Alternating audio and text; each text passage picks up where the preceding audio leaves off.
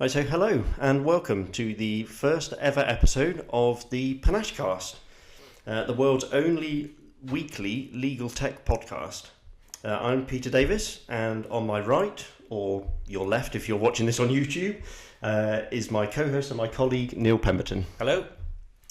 So each and every week we're going to be looking at the latest news in technology or legal technology, letting you know about upcoming events and conferences, taking a deeper dive into some of the hot topics of the week, and discussing your thoughts, questions and insights that we receive via email at panachecast@panachesoftware.com or from patreon.com/panachesoftware. Yeah, and we're sure we're going to get a mixture of listeners. Not entirely sure what that mix will look like, but we're thinking probably most of the people out there will be either lawyers or people who are interested in legal tech. But whoever's out there, we want to hear from you. We particularly want to hear from legal tech startups as well who are looking to get into the space, and the lawyers out there who are using all the technology. We're interested in what you want to cover. We've got our own ideas, but we want to know what you want to hear about. We want to hear about your success stories, news items that you've heard about, and give us your feedback on what we intend to cover as well. Yeah, great. We set out to make the Panachecast a free show, and we want to keep it like that because we want it to reach as many people as we can. But we do want to do more. We're looking to line up some additional co-hosts, and we want people to join us from time to time to share their experiences, their thoughts, and their commentary on the things we're talking about and the industry in general. Yeah, we've got people. Hopefully, will be lining up with us the next few weeks. We're going to cover some soft skills training on other things that you might be interested in hearing. It might not necessarily just be down the legal tech route. Let us know what your feedback is on that. But the nut and bolts of this is we want everything here to be free. We're trying to give away information to all of you. Hopefully it's useful to you. As Pete said earlier, it's all on patreon.com/Panache Software. If you like what you hear, let us know and get involved. Yeah, definitely. As I said, we started up Patreon mainly to raise potentially some funding if we can. Any support you can give us will allow us to make better shows. We're very aware that, okay, for our audio listeners, you can imagine us in a plush, luxurious office at the moment, maybe some nice windows overlooking Manhattan or something like that, I don't know. But actually, in reality, for our YouTube viewers, we are just in one of our houses at the moment doing this. And we'd like to get better quality of video gear, audio gear, just to make the experience better for you. So we've got our Patreon sorted out. You can go there, check it out, look at the tiers, and there's benefits in that. You know, if you've ever dreamt of being a partner or named partner at a law firm, then we offer much better rates than other law firms do to do that. So go and check it out, have a look.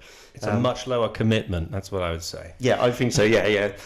And you can back out after a month if you want to, really. You can decide what you want to do. Absolutely. So enough of the self-promotion and things, that's not what you've come here for.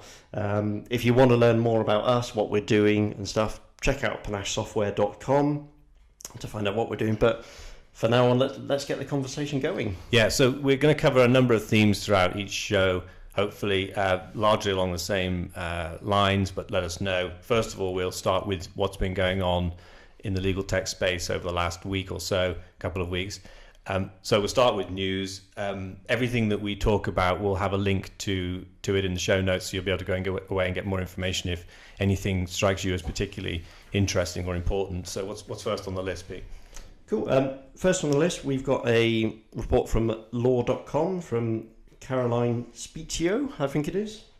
And it's the title of the report was Message Encryption Raises Legal Complications for Tech Platforms. Predominantly, this is a post about that Mark Zuckerberg made on Wednesday, and I'll read you the intro to this. In a blog post Wednesday, Mark Zuckerberg said one of Facebook's new principles would be encryption. He said end-to-end encryption on all of the company's messaging services, WhatsApp, Facebook, and Instagram, is the right thing to do. At the same time, there are real safety concerns to address before we can implement end-to-end encryption across all our messaging services. Encryption is a powerful tool for privacy, but that includes the privacy of people doing bad things. So this leads us into a debate about, the benefits of having a system that is end-to-end encryption, where everything you share with other people is secure. As an end-to-end encryption system, it means that when you send a message, although that message is passing through Facebook servers or Instagrams or WhatsApp in this instance, there's no way for WhatsApp and there's no way for Facebook to actually read the contents of that message. Yeah, I have to do everything by analogy. And so before we started, I said to Pete, what is end-to-end encryption? What does that mean? It's more than just more than just security. And the best analogy that I could come up with was, if you're trying to send a message to somebody on the other side of a brick wall, and you've built this brick wall in front of you, you want to make sure that when the message gets from one side to the other, nobody can interfere with it on the way. And one of the things we were talking about was what happens in circumstances where we're talking about social media stuff in particular. People need access to that information that is going from one side of the wall to the other. And should you be building in ways to get the information out of those things? And that's particularly relevant now, having seen what's happened in New Zealand over the last week. There was somebody who'd mentioned that straight away social media platforms should be doing more to help authority services, police services, and so on, help catch people who are doing horrible things. And you came up with the point, I think, as soon as you start messing with the identity of that platform and the end-to-end encryption, and you start putting in backdoors to allow people to access the information, it's compromised. To go back to the wall analogy, I've built a great big strong block wall. If I then have to cut a hole in it to put a door in it, I can make the door very safe and secure, but it's still a weakness in the door, a weakness in the wall. Yeah, and I think that's one of the main points. I mean, there was quotes from people about, it's brilliant having these encryption systems, but how do you respond to law enforcement requests? And one of the big challenges that people are faced with any software now is that you want to provide the safest, most secure piece of software for people to use. But the more that it's used, the more that people know it's safe, there's the potential for unscrupulous people to use it, for bad people to use it to send messages that, law enforcement may want to read. Now, if you're building a system that is fully encrypted, where that can never be accessed, then, it provides a safe haven for those kind of things. But equally, if you start building in things like backdoors for law enforcement organizations so that if they really need to get access to the data, they can. Once you've put a backdoor into something, you've created a weakness in that software. Regardless of how good your programmers are, your coders are, there is an inherent weakness in it there, which is then open for manipulation.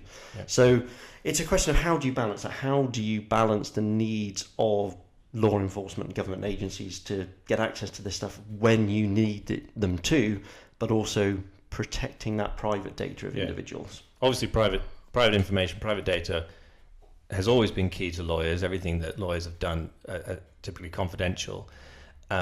But thinking back just a few years ago, how did one encrypt a letter that went into an envelope and then got posted to the other side? Those things have never been encrypted. If you open it, okay, then there's different issues with that. But let's think about it more holistically. I suppose if you're looking at things like WhatsApp messaging, putting messages through Instagram, Facebook, and so on, those things are no less secure than a piece of post. It might be a bigger target because there's a bigger audience, but it's not less secure necessarily. And I think we can probably tell from what a lot of people post, the biggest way to make sure you're secure and safe is to be careful of what you post on those things in the first place. And actually, what we've been saying with this is, if Facebook are introducing, end-to-end encryption and stuff of messaging and things like that, actually these messaging platforms become a valid option for legal firms to actually use for sending their messaging. You know that if you're communicating on this platform, your messages, your data is secure, it's safe. Can you say the same thing about your email servers and stuff. In general, yes, those things are sent securely, but you know that these big organizations are making these things so that no one can break into it, so that it is fully encrypted. Yeah. So do they become then a viable option for firms to use for communication? I'm sure they will. I'm sure some of them will make a big play, and they'll make a big splash out of them being the most secure service on the block. Yeah. Because it's critical for people, obviously, to have that secure facility there. And if someone can espouse that they are the best, then that's good for them. Yeah, and it's highlighted some issues that have come up recently. I remember reading some stories fairly recently about law firms' reluctance to move to platforms like the new Office 365 platforms with Microsoft. Yeah. Because Microsoft maintain the encryption keys to access the data. Now, they need those keys to access for admin purposes, for support purposes and things like that. But it means that at the end of the day, Microsoft has some way of accessing your data that is stored in their system.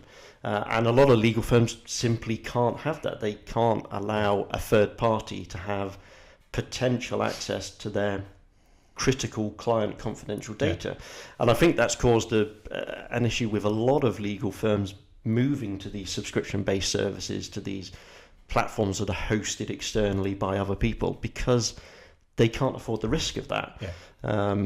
So that I think this is a complex thing going forward.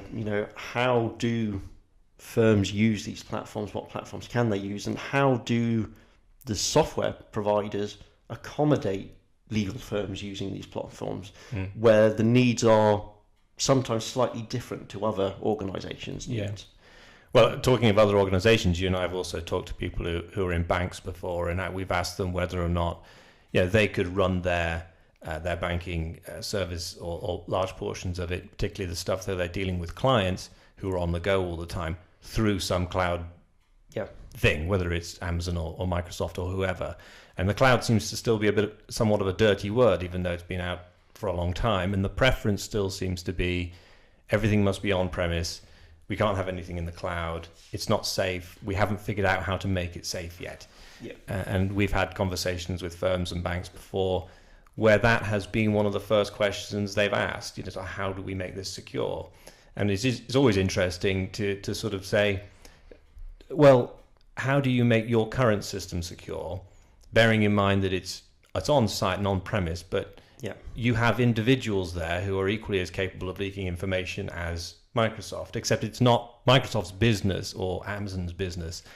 They've got significantly more firepower to put at security than individual respective law firms, and it's their business to make sure your information stays safe and protected.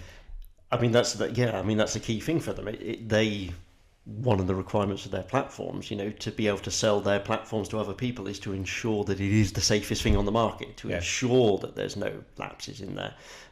So they are working hard to protect these things. But it's just a mismatch, isn't it? And it's something that has come out of a new thing for people. People are more wanting to move their systems to the cloud now, who are wanting to use these services that are hosted by others, subscription-based services. And it's what risks do people take and what are they prepared to put up with? And getting people used to these changes. The whole landscape is changing, and it's whether people become familiar with it, how they get used to doing that. Well, I'd be interested to hear from people who are at law firms or banks or surveyors or anybody who's holding on to client sensitive information that is using a cloud-based solution now, again, Amazon or Google or whatever. Tell us about it, because I'd be curious to understand how those people got comfortable with the idea. There's no question. Or didn't get comfortable with it, decided not to use it. Indeed, and plenty of people will still be on old versions of those platforms and solutions. It is the future, and from our conversations before that nothing can ever be done fast enough. Clients want stuff done more and more quickly, wherever they are, all over the world, accessibility. And I wonder whether or not, if you were to put the question to a client and say, would you rather we have our stuff available on only our internal system where we feel we're in more control of it, but you won't get a response through the middle of the night necessarily or over the weekend because our people aren't there? Or would you rather we run our stuff through Microsoft or Google or whatever, and the control is not with us? You have to be willing to trust those organizations, but we can be much more responsive to you. Yes. It's a trade-off, isn't it? Absolutely, yeah. Definitely. So, no, it's an interesting thing. This stuff is here to stay, and it's only now that people are beginning to move to these platforms that this is coming out now, that it's deciding what are people able to pick up on, what risks are people willing to take and what can they not take, and things like that. It's something that's going to come up again, I would think. I think so. So what have we got? So the next item on our list is this is a story from Legal IT Insider, legaltechnology.com. You can find them at the author of which Amy Carroll, and the title: "It's official, 40% of AI startups don't actually use AI." So I'll read the quote from this. This is. As CIOs from the world's biggest law firms heatedly debated the legitimacy of artificial intelligence for delivering legal solutions at the 2019 Glen Legal 19 Legal Leaders IT Forum this week, a new report confirmed that 4 out of 10 European AI startups demonstrate little evidence of actually using AI in their products and services. So an interesting story. This came out of a big report produced by MMC Ventures within, I think, the last few weeks, which is the State of AI 2019. Again, we'll have the links to be able to find that report in the description. But I think we'll have that as our required reading this week for people. It's definitely a good read. It's a long read. There's a lot of information there, but it covers a huge amount of information about AI in all sectors of the industry throughout Europe and things like that. It's a really interesting thing, and we're going to be returning to that slightly later in the show as well. But we wanted to highlight this report about AI startups not actually using AI in their systems, and the question is, why has this come about? How can that even be possible? Well, I suspect that if you are a startup, and if you are a startup, let us know what you think, but you have to find a way to get found, and you have to find a way to stand out from other people, or at least seem current and exciting. And AI at the moment it's still a buzzword. There are lots of other things coming on the scene as well that are buzzwords, but it's enough to gather people's interests and pique people's interests, because it might be possible for me to have everything done by the machine and I can then stop doing all the work. Which is what everyone wants. Which is what everybody's after. Well, kind of. Yeah. I still want my job and to be paid for it, but I want someone else to do it for me. But they want it faster and easier, and it meets the client's expectations then as well of, clients are always they always want things done more quickly, cheaper, and without compromising on quality, don't they? So, and who can blame them? But so if you can say, I have an AI element to my platform, if your platform is an AI platform, you're in what is currently the hot space. And so that's probably why people say they have it, even if they don't necessarily have it, if it's not true or what we might consider to be true AI. Yeah. And I suspect that most firms, when they look at implementing new technologies, are thinking along those lines, because that's the current buzzword. Definitely. And I think that,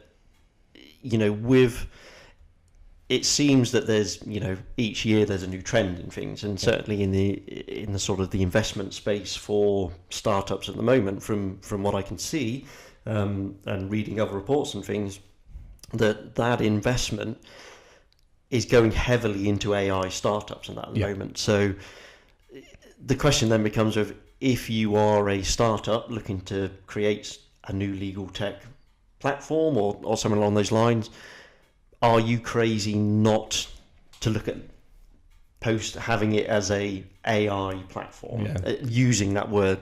And is that the only way that you can get investment? Are we saying now that if you don't say you've got an AI platform, if you're not doing AI, are you just not going to get any investment from it?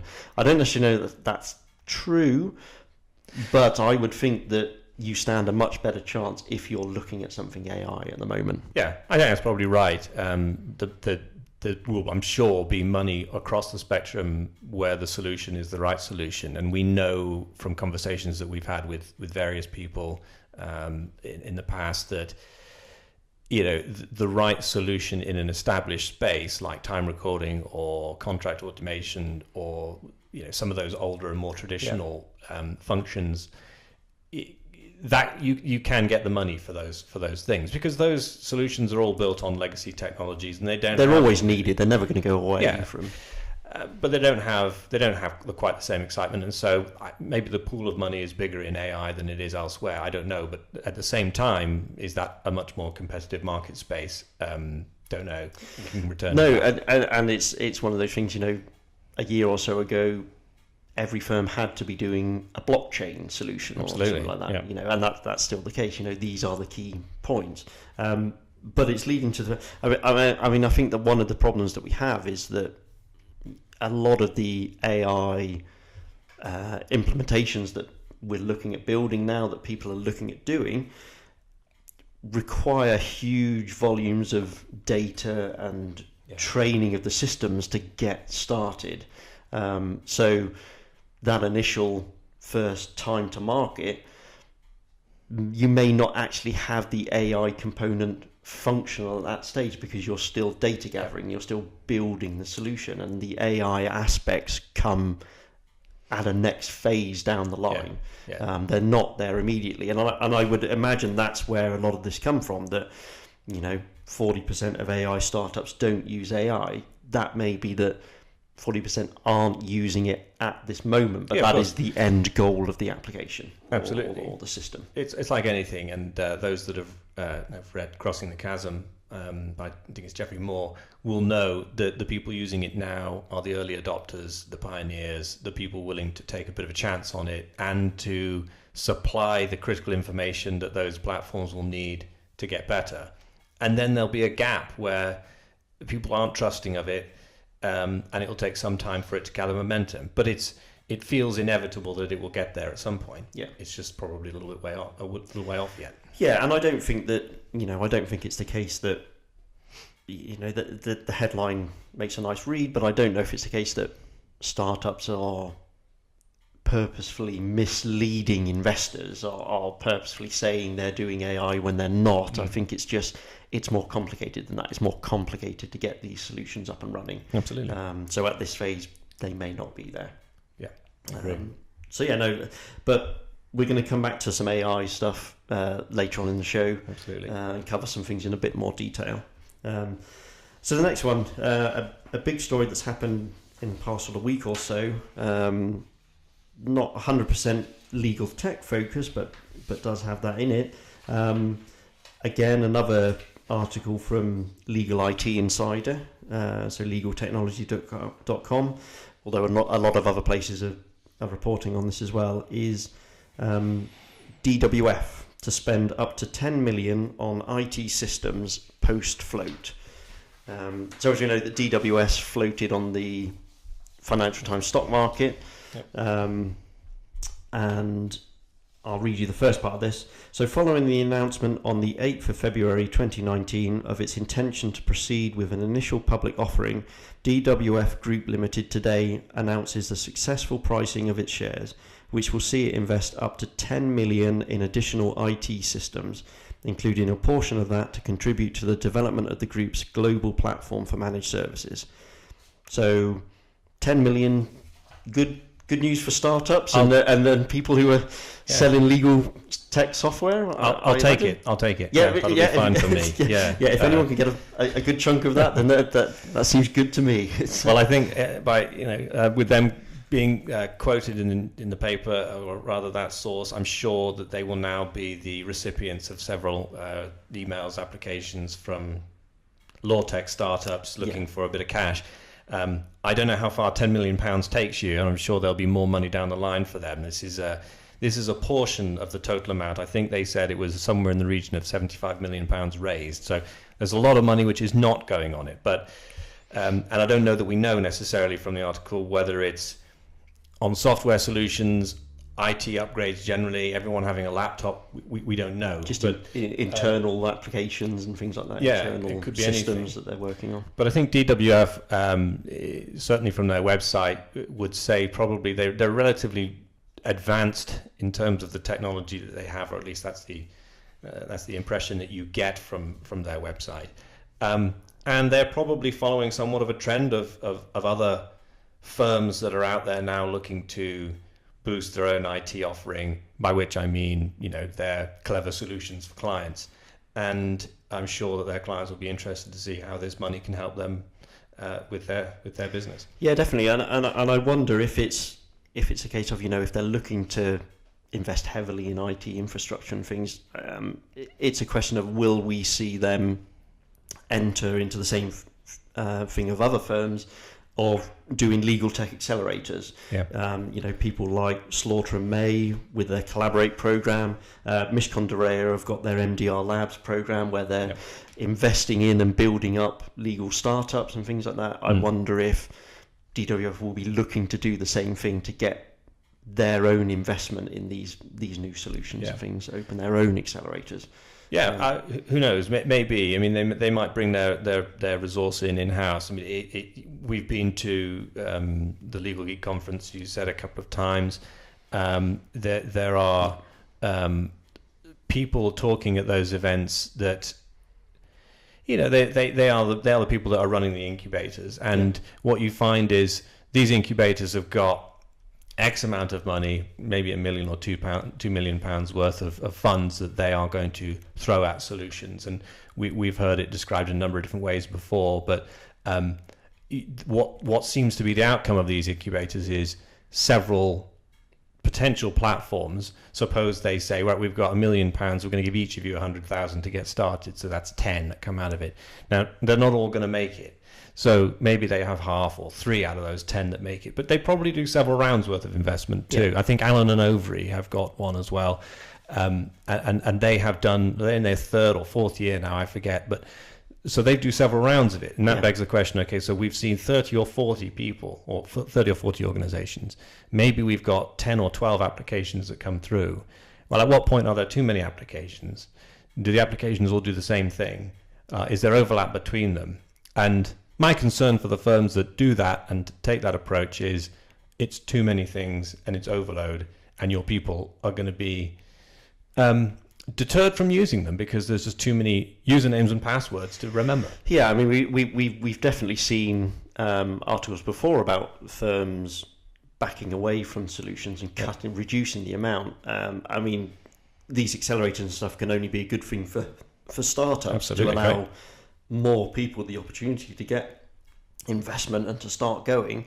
But of course, the question at the moment, because the legal tech industry seems to be exploding at the moment, seems that there's so many startups out there doing all these new applications, AI, blockchain, all these new solutions. Do we reach a point of overload in saturation? There's just so much to choose from, and lawyers are, every month or so, they're given a new piece of software to use, something else to log into. Is that going to be too much, and is that going to scale back after a while? I would think it will do a little bit, but for the moment, it's a brilliant opportunity for people to get invested. It's a great opportunity, and for the legal tech startups out there listening or watching, there's lots of money to be had. It seems like there's almost an endless amount of it to be had. Now, it doesn't come easy, of course, because you've got to provide something which they need, the law firms need, and that means you've got to know a lot about that industry. So that's not easy. And there are a lot of people who have been, although it's still relatively, it's still in its growth phase, there are a number of people who are already in the space, and you've got to catch up with them, or at least provide something new, and so that's obviously hard. But it is a great opportunity, and if you can get into one of those firms, and maybe DWF will put out an advert saying they're looking for them, you're going to get a tremendous amount of exposure to people who mightn't be tech savvy, but some of the younger guys are certainly pretty tech savvy nowadays. I think a lot of universities are now offering legal tech as part of their curriculum for their law degrees or postgraduate degrees. And so, you'll get exposure to a lot of people that need better technology, that need systems that work better than they currently do. And you'll find probably that if you get into one of these places, a whole load of opportunities that you didn't even realize were there. Yeah, definitely. And I mean, to bounce off this as well, I mean, we're talking mostly around the investment in sort of the IT spend and at DWF. But it's interesting to delve a bit more into, you know, the fact of DWF floating on the main. I think they're the first law firm to float on the main FTSE on the main market. Market. Can we see a shift now where more firms look to float on the market to raise further money for expansion and things like that? You know, does it signal a move into a new era where more firms are going to do this, where people are going to move away from or lessen that partnership model to be more like other corporations, other organisations? Is the legal industry going to shift into that area? I strongly suspect so. So I think the first firm to do any flotation in the UK at least was Gately. That's a few years ago now. I can't remember exactly when. Gordon Dadds did it on AIM, I don't know, 3-4 years ago. I can't remember, but you know, they've been slowly acquiring people since. I acquired Ince & Co, or merged with Ince & Co, depending how you want to dress that one up, within the last 6 months, 7 months, and that was a big acquisition or combination for them. And they're doing it, I guess, to increase their footprint, and presumably that's the same reason that DWF are doing it, or partly they're going to be opening offices around the world. It sounds like some of it is for expansion into Australia and other places and stuff. Well, it's a great way to get money into the firm, and it's other people's money. You're still responsible for it, but of course it brings an entirely new business model along with it, doesn't it? It's a different financial model in that the money is coming in externally rather than internal people buying into the business, if you like. The profits don't only go to the partners now, they go to the shareholder. Okay, those people will be the same to begin with. Yeah. But as time goes on, obviously the shareholders and the shareholding in those companies will become broader. And who knows? I mean, if DWF are on the Financial Times Stock Exchange and they get big enough, some pension companies will probably buy into those, or we'll probably see several rounds of investment into that firm, and who knows what company now, and who knows what it will look like in a few years' time. Yeah, and I mean, as we've seen, the legal industry itself is changing, is modernising with the explosion of LegalTech and the things we're looking for. Maybe this is another piece of the puzzle. Maybe this is another change that's coming in that industry. It's definitely an evolving industry. You look at the industry from just 10-15 years ago. We didn't have quite the same non-legal input that we do now. Yeah. We have experts that are no longer lawyers. We have project managers coming on the scene, all sorts of business consultants, people with MBAs, people who aren't necessarily lawyers but know how to get the best out of a people service business. Yeah. One of the firm that I was at previously had a non-executive chairman who I think was an accountant. So it's drawing on expertise from outside of your own, which maybe law firms haven't been that good to do in the past, because nobody knows more than a lawyer, of course. Of course, yeah, that's what you keep telling me anyway. That's right. Well, long may that continue. And the truth is that the lawyers are good at doing the law, and some of the lawyers are really good at looking after people and managing people and running a business, and some aren't. But you inevitably had this old model of do your time, as long as you're profitable enough and liked amongst the partnership, you'll make progress through to partner. But of course, go back 20 years or so, people got to partner faster than they do now. People got to partner within 5 years, sometimes less.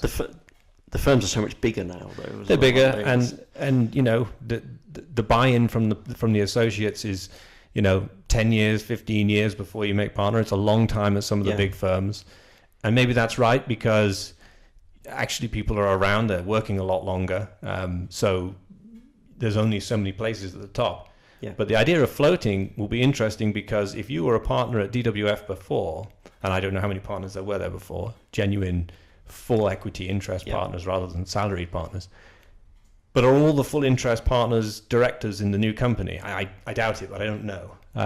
There probably isn't that much room at the top anymore, and so those former partners, several of them presumably will, maybe they're directors in name, but not actually official directors, if you like, for the admin of the business. So the business model there and the career model indeed will change significantly. That's going to be a fascinating one to watch. Yeah, it's an interesting thing. It's interesting to see these changes coming into the industry and where things are moving to as time goes on. It's I'm sure we haven't heard the last of this, and I doubt this is the last of the big firms to float on the market. Now that one of them's delved in and done it, I'm assuming we're going to see more. Okay, so for our last item on here, we've got a story from the HM Land Registry blog. This is from Cara Wild there, and this is about making it easier to discover and use our data. So how people get access to and use the land registry data in the UK.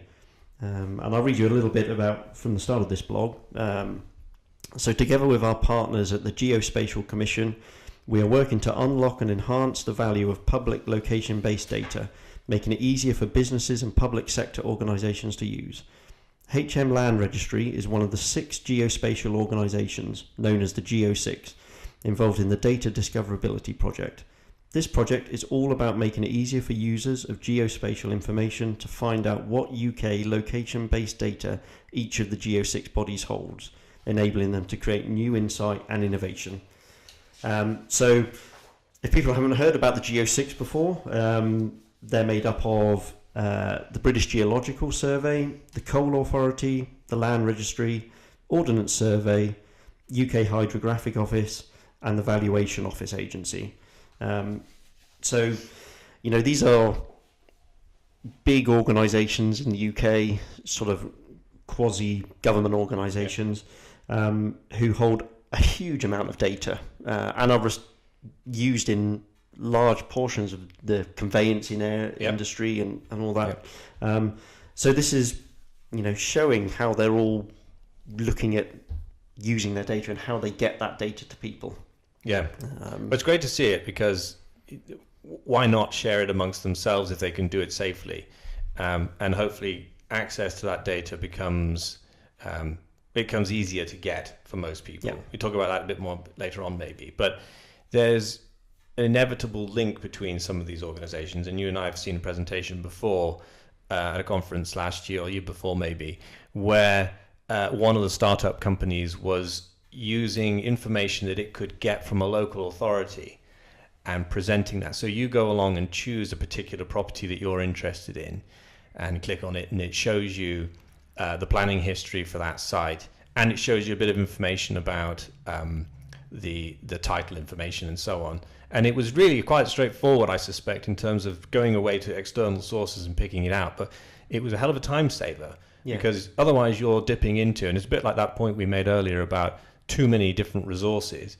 If you can reduce the number of access points to all this information, that has to be a good thing for the user of it. And I strongly suspect that's one of the reasons why conveyancing has been so slow in the past, is that all your sources of information are spread out and they aren't talking to each other, or at least they weren't before now. And definitely. I mean, one of the things they're looking at here is how people find and access their data, and one of the things they'd be looking at is to establish whether users of these different organisations, so people who are looking for Coal Authority data, people who are looking for land registry data, do they have different needs? And what they found in their surveys is that actually that's not the case. Most of them have exactly the same needs. And they're also finding that, even expert users of this data, rather than using specialised data portals and things, they're looking for this data on Google and things. They're just searching for it and finding it where they can. So it's interesting how people are getting access to this. And, I know the Land Registry are doing a lot at the moment with other things like Digital Street and where they're looking at how new technologies like blockchain and smart contracts can be used. There's a real push, it seems, in these older, more established organisations that you wouldn't think would be technologically savvy. They have these programs, they're investing in it, and they're really looking into it to find out the best ways to use this stuff. I'd be really hopeful if any of those organizations could get in touch with us, and particularly the ones that are working, those in the Geo6 group. Land Registry, we've looked at their blog. They've got a lot of information on their blog about what they're doing, and it is interesting. I think they're still at the early stages. I went down and ordered actually the information, not the title register, but the information that they have about my house, and it tells you, who owns it, and fortunately it's still me. But it also tells you, luckily for me, who has a mortgage over it and all those things. Now that's information which is already available on the title register if you know how to read those things. And so to me it wasn't that helpful, but it's just the beginning, and I'm sure they'll add a lot more stuff which is helpful and useful. And if they are working with other people like the Coal Authority and Ordnance Survey, I mean, they must have been working with Ordnance Survey for donkey's years, because all the plans are Ordnance Survey based. But it begs the question, at the moment there's Geo6, but how long will it be before it's more than that? And they include people like Companies House or Revenue and Customs, Court Service, or whoever into that group. Because take again conveyancing as an example. If you were to do a conveyancing transaction from start to finish, as part of your due diligence, you're ordering information from the local authority. So that's one public source. Yeah.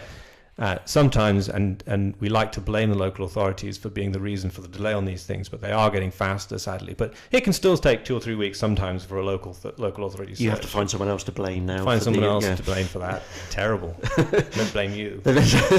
Yeah. As long as they don't blame you, it's fine. You've got to find someone else to shift it to. Absolutely. But it can take 2 or 3 weeks. Sometimes you get them much quicker than that. But a couple of weeks for information to come through from the local authority and the traditional authority search and the highways plan, to the extent it's not included in the local search. But you're also looking for information and environmental searches. There's sometimes desktop searches, and not always pulled directly from Environment Agency information, but sometimes they are.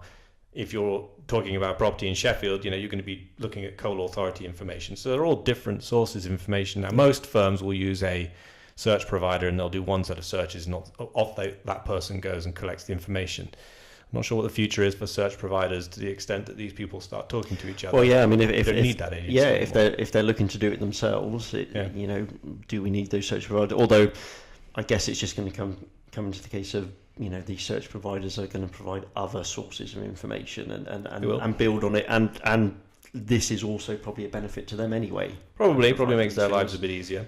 Yeah. But the whole process of buying a property, so you're going from the due diligence and requesting information from them to completing your transaction and then registering it.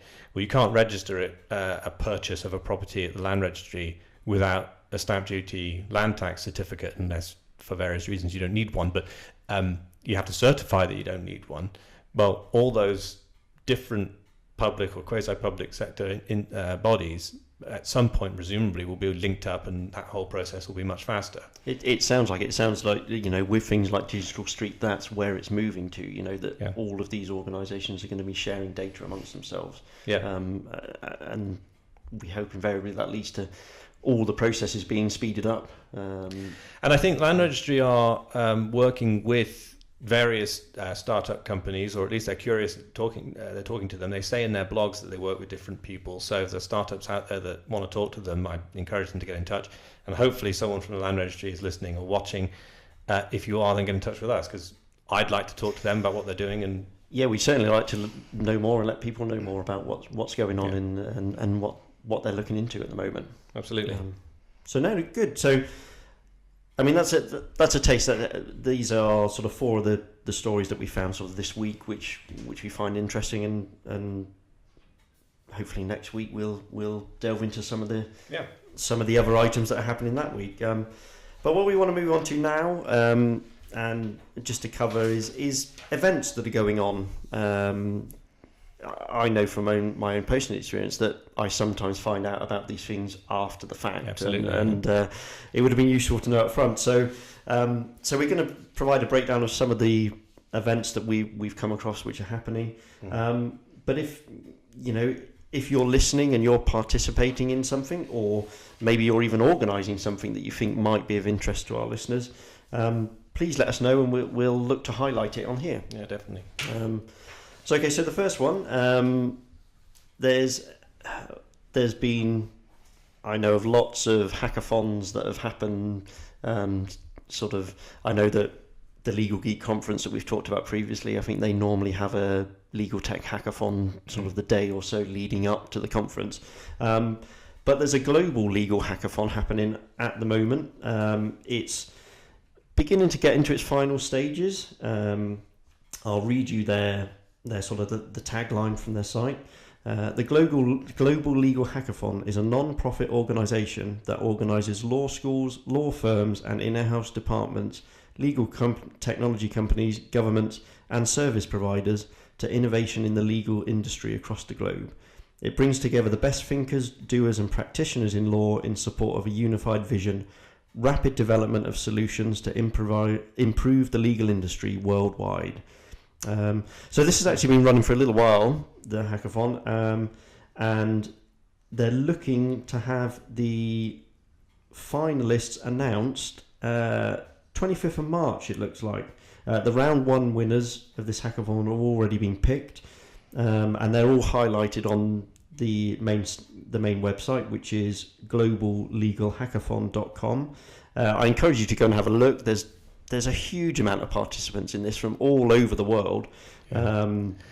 We've seen a few of them, haven't we? Obviously UK and the US are the obvious examples, maybe Australia and Canada as well, but we've seen quite a few in Brazil, and I think I mentioned to you earlier, most of our followers on Instagram are from Brazil, and I don't know why. I've never even been to Brazil. But it seems they have a big legal technology presence. They have a massive technology presence. They're into it, so But yeah, I mean, this is it's really good news. It brings together people, organisations from China, from Brazil, from Europe, all together with the same goal in mind of seeing, what can be done, what are people looking at to do, and hackathons, whether any of these projects they're working on make it into actually becoming products, who knows? But at least it's showing people are looking at the technologies. What can you do? Well, there will also be tremendous networking events, because you can go on your own or in your own group or cohort, and I'm sure that you'll run into people who are doing things that are similar to you, and maybe the reaction initially is, damn, someone's doing what I'm doing, I'm not first on the scene. Well, never mind. You might find actually that it's a bit of healthy competition, but maybe you find that there's a decent partner there for you. Yeah, definitely. And I'm sure we've been in those circumstances before, where we've seen people combining in these things ourselves in the past. So no, it's all good news. So again, the finalists is due to be announced on the 25th of March, and then the round two finalists are going to demo and be judged by a live panel in New York. There's a gala and finals on May the 4th. So hopefully May the 4th.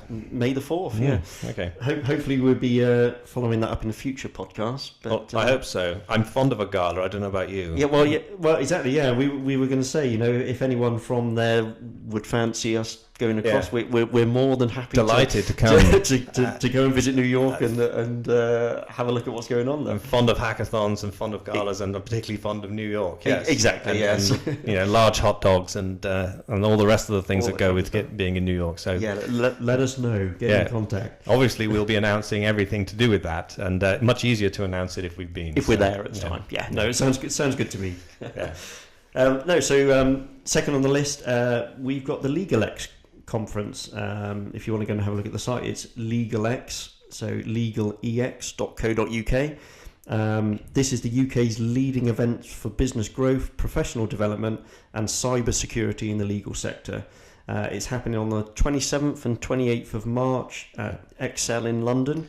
There's going to be sort of 200 exhibitors and 150 expert-led seminars, and I know, looking at the list, there's a huge amount of people going from all areas of the industry, from startups and established technology firms giving talks and things like that. Should be absolutely. It's a huge event. I suspect the biggest, if not the biggest in the country for that sort of thing. They have a startup alley for those people who are sort of fairly new to the game. Anybody who is from a law tech company should consider going along, because I don't know exactly the numbers, but I'm pretty sure it's something silly like 97 or maybe even 100% of the top 100 firms go or send someone. Yeah. They're all chief information officers or CEOs or managing partners. So they've got a lot of senior people from all the big firms. And likewise, if you're from a firm, go and have a look at some of the technology things that are there. Yeah, see what's happening, see what people are doing. There's a mix of, obviously, the startup people are there, and then the more established people are there as well. So yeah, it's a good mix for everyone. No, sounds great. And finally, we wanted to bring up, this one's a bit further off at the moment, but Legal Geek, who we've been to 2 of their conferences so far. We missed last year's conference. Mainly because Paddington Station got closed on the day due to some issue, which meant it was a bit of a difficulty travelling. So unfortunately we couldn't get there. But I mean, that's a conference that we went a few years ago, and it was just in a single room. It was quite a small event. Even the year after, it had increased in size dramatically. But they're now they're arranging the Legal Geek North America conference. So they've got an event on the 25th of June, and that's at looks like the Brooklyn Studios in New York. It's another New York trip. Another New York trip. I'm sensing a theme here. That'd be good. Yeah, if Jimmy could get in contact from Legal Geek and get us some tickets, that'd be great. Give you the high fives that you deserve for giving us a ticket. And we've been to the London conference before. It's a lot of good fun. We've met people there before, and you and I were waiting in the line for. Jimmy always gives you a burger voucher or something for lunch, or he did in the past. Whether they do the same in New York, I don't know, but he's done well by us in the past, and we were in a queue waiting for our lunch, and had a chat with somebody who was. I think he was running a paralegal resourcing company, and he was very curious as to what we were doing. And you never know who you're going to meet at one of these things and what opportunities might come from it. So go there with your eyes open and willing to shake a lot of hands and meet a lot of people. And also at least in the UK and London, all the big firms, all the big English firms were there. A lot of them were talking about their accelerator platforms in the past. And in fact, I was going to say earlier, when we were talking about the hackathon, you remember a couple of years ago there was a chap who said, "I'm a coder. I don't know any lawyers. How do I get into this?" Yeah. And the Law Society were there, so it was a good opportunity for him to go and talk to the Law Society, who at the time knew 160 something thousand lawyers, on their record. So there's that, and there were funders going along before as well. So. Yeah, I mean, definitely worth attending. I mean, we know from in the startup space, you can have a lawyer who's got an idea for something but doesn't know anyone in the technology side. You can have someone in the technology side who's a brilliant coder and who has an idea for a product but no guidance from a legal person. They're fantastic events to meet up with people. Meet new people, as I say, funders, lawyers, everyone like that. We tend to do a lot of high fives and things there, seems to be the thing. But a great thing to visit and well recommended. And good to see it spreading from not just London anymore, but moving into North America as well, and who knows where else from there. Yep. So no good. So hopefully a few events for you to have a look at and see if you can go along, and hopefully we'll be getting out to a few during the year as well. Yep, definitely. But now we want to move on to a bit of the show where we just wanted to highlight one of the items we were talking about earlier and just provide a little bit more information around it. So we just wanted to have another discussion about AI in law. It's a huge topic at the moment. But I kind of want to focus a little bit on some of the aspects that people don't talk about. We're always looking in AI solutions to what can it do for the lawyers? How can this technology be used? How can it speed up our processing and things? But one of the questions is always included in that is, what does this mean for the clients as well? Who's looking at it from their point of view? From my simplistic side, if I'm looking to engage with a lawyer, that lawyer may now be looking at an AI solution which can read contracts for them, can tell them the benefits and the downsides of whether this contract is good for them or not, and they may offload some of that work to an AI. As a client of that lawyer, do I feel comfortable with that?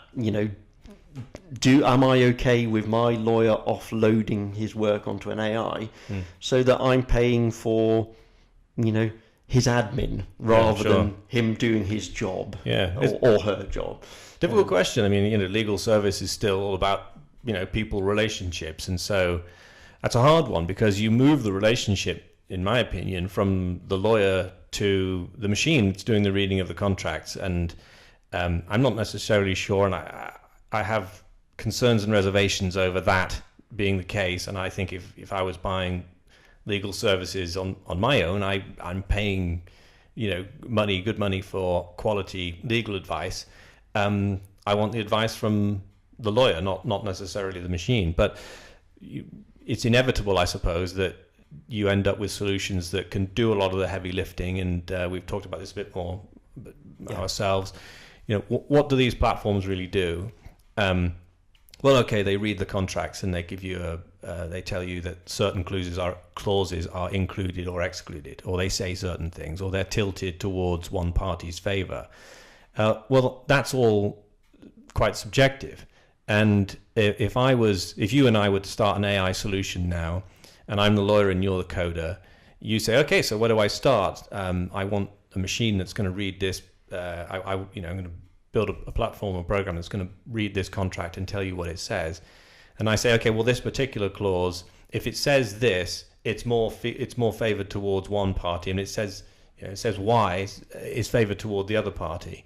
And that's just my opinion, and that's part of being a lawyer, is that we all have different opinions on what's fair and where the balance lies. And so the platform can only do what it's told to do. And maybe this goes back to that thing of having enough information to make it viable. I mean, there are generally accepted points that are fair, and maybe if your fair point is on a scale of 0 to 100, it's at 50. And maybe something between 40 and 60 or 45 and 55 is deemed to be fair. But what happens if, I'm a relatively relaxed client and I don't really mind what certain things say, and I'm willing to give you the 55 or the 60 on everything, except for one point. If I'm specific, one crucial point in it that has to go your way. And as far as my business is concerned, suppose I'm a shopkeeper and I'm opening up a whole series of new stores. I want to make sure, and all these new stores are risky to me because it's a big investment in terms of the fitting out of the property and the lease and the employment of all the people who are going to do the work, et cetera, and the tax liability and everything else that goes along with that. If I want to be able to get out of this freely, and the break clause in the lease says something which is just not suitable for me, and I'm relying on a machine telling me what's acceptable, I'm not sure I trust that, and I might be quite particular. And I might have some very unusual circumstances that even over a whole load of information collected for the purposes of the AI solution, my particular set of circumstances and criteria aren't in there. Yeah. So I have to have the lawyer looking at it because they know what I want and the machine doesn't. Yeah. And I think it's something that we've spoken about before previously, in that, do you actually want your AI solutions at the moment? While this is a new thing for people, lawyers and legal firms are just now really looking into these new technologies and things. Do you want to start with something smaller?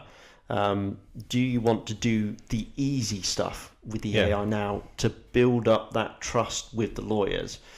You want an AI solution which is able to fill in a lawyer's timesheet, which is able to, fill in a document, automate those kind of processes. Do something that is more straightforward for the AI, less option of problems, to build up that trust between the lawyers so that they know what it's doing, so that they trust what it does, so that you can then build on that. And when you start to implement new solutions, new, more complex functionality, you already have the lawyer thinking, okay, this is fine, this solution works, I know it does.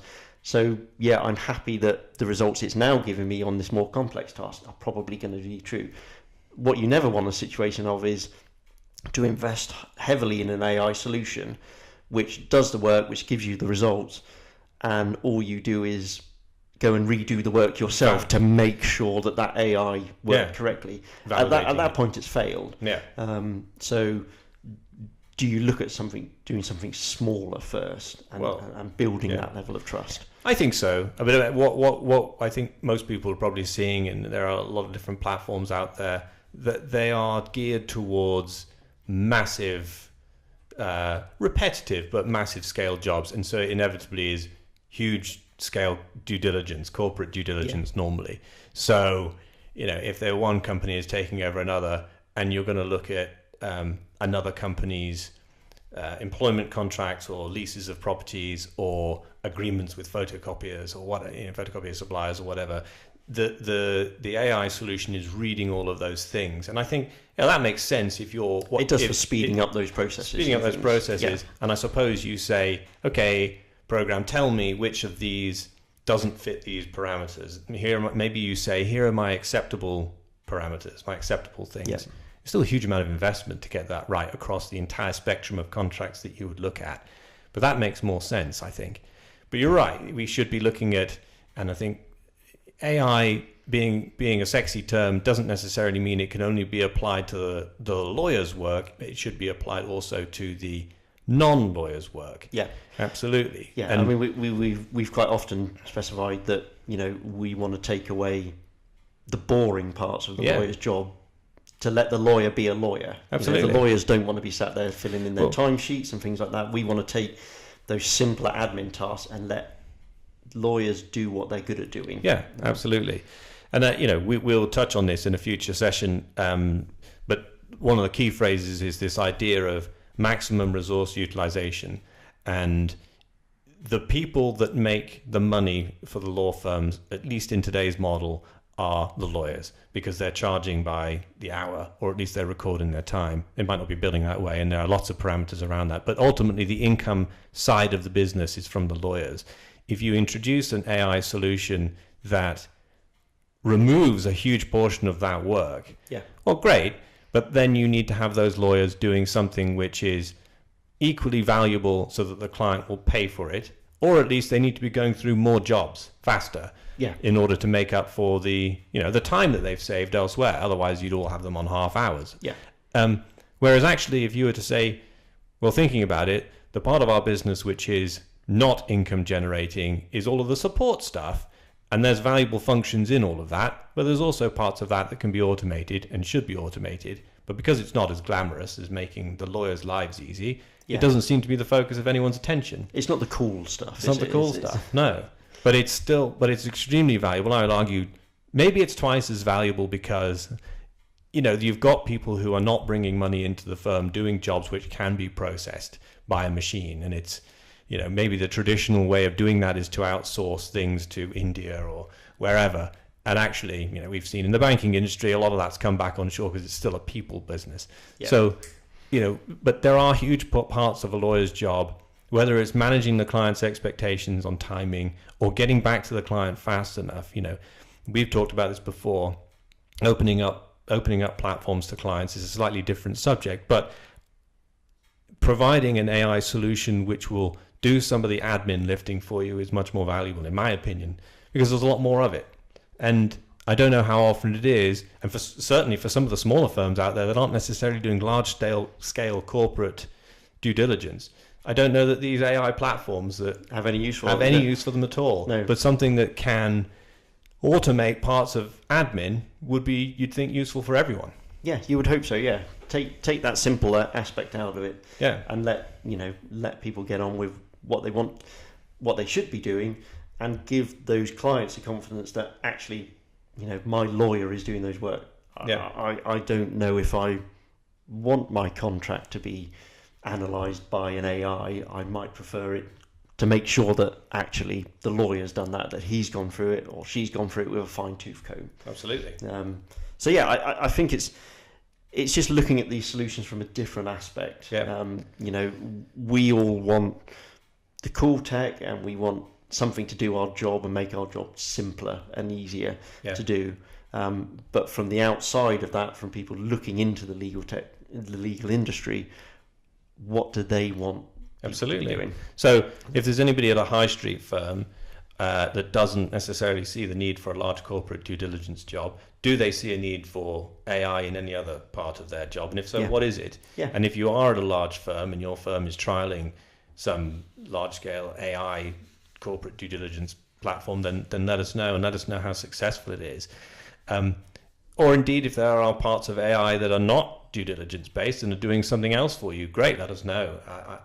Most of it seems to be like that way to me, but I mean, it could be others. We've come onto the bit of the show that we're hoping in future to reserve as kind of our reader mail bit, where we look at, we want you to get involved with the show. That's one of the key things for us. We want to hear from you. We want you to get in contact.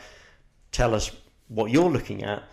Tell us what things you're interested in, which events you're going for, what news items are of interest to you, and also to comment on what we've talked about. What is your take on AI in the industry? Do you think we've missed the point completely? Have we got something wrong in our other discussions? Have we got something right? What's your comment? So, that's a key thing for us with this podcast, is to make this a two-way conversation with you. We don't want to just be sat here talking amongst ourselves. We want to engage you in conversation as well and get your voices heard. And if anyone's interested in coming on, let us know. It's just you and me at the moment, but there's always room for others. Yeah, as I said, we're hopefully looking to get some additional co-hosts and that to join us, because it's always good to get other people's insight into these aspects. So, if you're running a startup or something like that, definitely. If you're working in AI tech for legal, let us know, and hopefully we can get a few more people on the show and discussing these aspects in more detail. I'd love to hear from somebody on the Legal Geek startup. What's the map called? The startup. Oh, it's the startup map, isn't it? The startup map. It looks a bit like the London Underground in terms of the fact that it's coloured lines and so on. But that gives it's grown so much. It's probably even more complex than the London Underground now. It's probably like a Chinese underground somewhere, I suspect. But it has grown, and it goes to show that the growth in the sector, I suppose. And but it's interesting because there are different lines which are equated to different legal platform solutions, and I'd be really interested in talking to some of the people that are on that. We're on it, luckily, which is nice.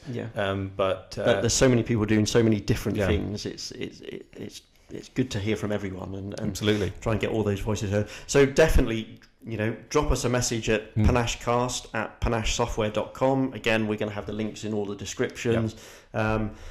And again, we've said it before. We've started a Patreon, so you can get access to us through patreon.com/Panache Software. If you've liked what you've heard today and you want to get more involved with us and potentially support us to get out there a bit more and talk to more people, we'd really appreciate your support on that. We would. One of the tiers that we've added via Patreon, I think the base tiers and stuff allow you to, or will allow you to submit questions and stuff and your feedback, and that will be the Patreon feedback will be prioritized over the normal email feedback. We'll balance that as we get more. Definitely. But I think we're gonna round it up there. I think we've gone overshot the time we were going to do anyway, so we apologise if we're boring you now. So we have our first improvement to make already. Well, that's right. I mean, this is our first show, so we're going to be a little rough around the edges on things, but hopefully we're going to get better, and just get your feedback in, and let's really get this conversation going between us. Definitely. So we're trying to make this weekly, so hopefully we'll catch up with everyone in a week. Next week. Excellent. Until then. Thanks all. Bye. Bye.